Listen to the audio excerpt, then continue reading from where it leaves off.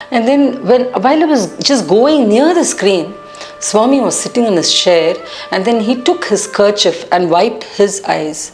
Actually, I've never seen a video like that. I've seen a lot of videos of Swami where he takes the kerchief and wipes his mouth and sometimes throws back the kerchief at a devotee or keeps it on the chair. But that was so profound because he was wiping his tears. So that was enough for me to realize.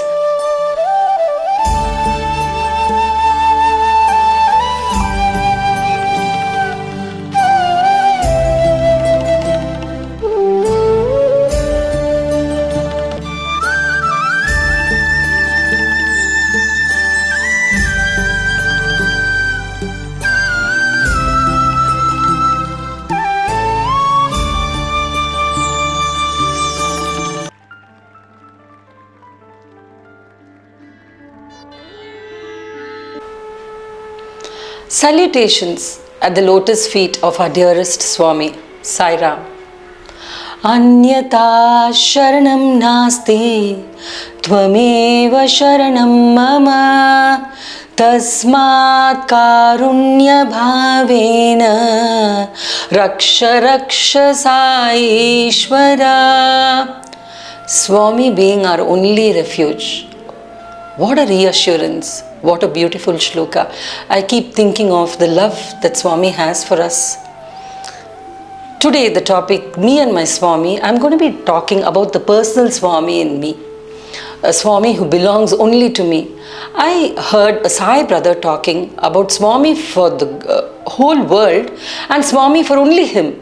It was a very inspiring speech, and after listening to that talk, I always keep thinking that there is a Swami within me, only for me. It gives you so much of reassurance. And related to that, I want to narrate 3 incidents and to reiterate the point that when you talk to Swami from within, he listens to your prayers. The first incident. Last year, we decided to shift permanently to Puttaparthi. We came in April to finish the registration and then go on. When we came here, we realized that the construction was not okay. We had a lot of personal challenges and we had to stay back for 3.5 months to actually finish the whole work and then go back before we shifted in September. So we shifted once and for all to Parthi in September.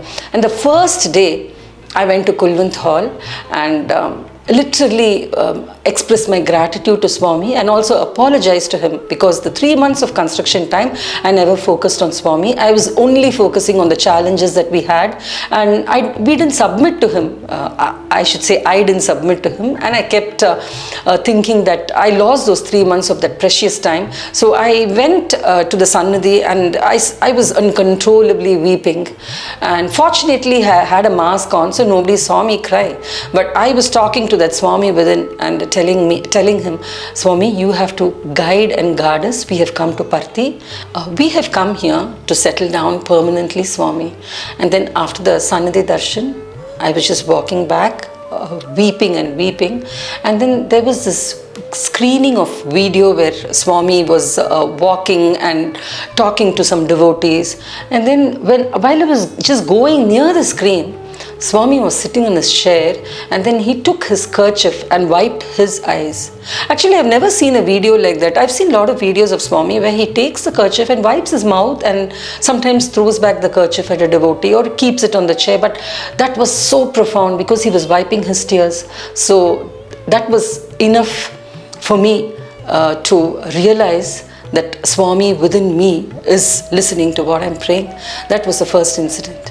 Now the second incident, to reiterate the fact that Swami is always listening to you.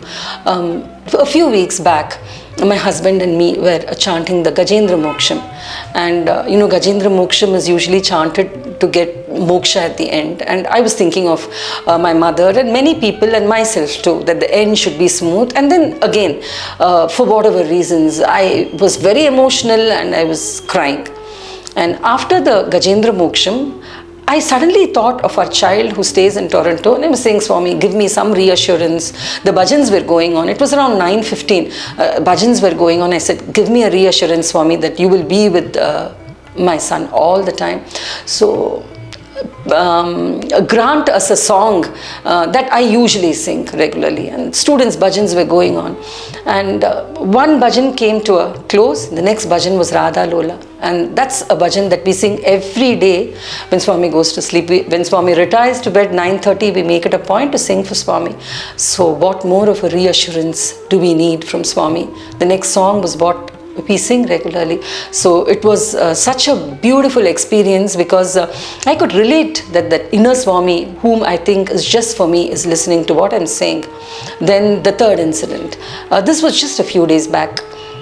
For 1 or 2 days, I don't know, I was mentally disturbed about many things, and I was emotionally crying out to Swami, and eventually I had a terrible headache, and it was just uncontrollable, and I was just telling Swami, maybe Swami, I'm not doing the right things. I don't know why, but then you have to be with me all the time, and you have to support me, because I'm very weak-minded, very sensitive. I don't want to be like this, Swami. And then it was May 10th morning. I got up at around 5 o'clock, and I asked Swami, I told him, Swami, I'm mentally very disturbed, Swami. And then the immediate thought was that Swami telling me, go back to sleep, I'll take care of you, don't worry. So I immediately switched off my phone and then went back to sleep. And after that, I got a very beautiful dream.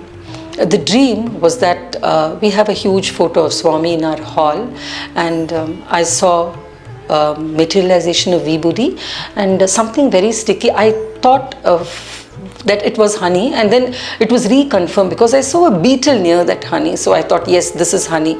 And yeah, actually I took the vibhuti, applied on the forehead, and that's it. The dream came to an end.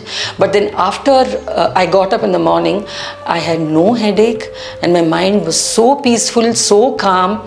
And I knew Swami listened to my prayers and he answered.